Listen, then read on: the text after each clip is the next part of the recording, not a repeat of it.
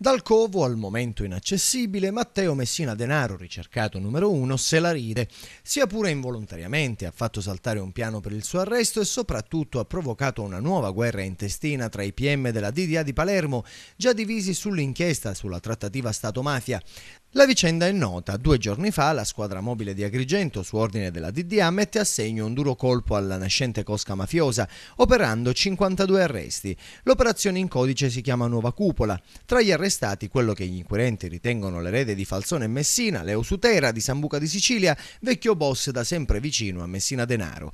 Un'operazione intempestiva, secondo il procuratore aggiunto Teresa Principato, che aveva chiesto il rinvio della retata sostenendo che avrebbe bruciato l'inchiesta dei carabinieri del ROS, che proprio attraverso Sutera speravano di arrivare al padrino latitante.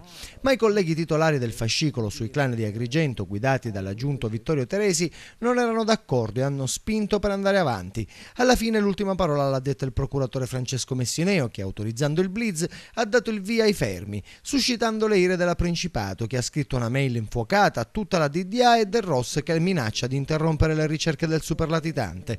L'operazione si giustifica Messineo, di fatto è pronta dai primi di maggio. Abbiamo già dilazionato i termini per consentire che andassero avanti le indagini su Messina Denaro.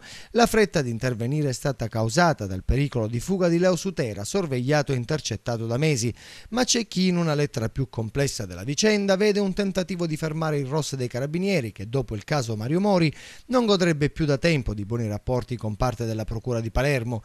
Dal ROS nessun commento ufficiale sulle polemiche sorte sulla presunta intempestività del blitz che ha portato in cella 47 boss dell'Agrigentino, bruciando, secondo alcuni magistrati, l'indagine che i militari dell'Arma stavano conducendo per catturare il capomafia latitante Matteo Messina Denaro.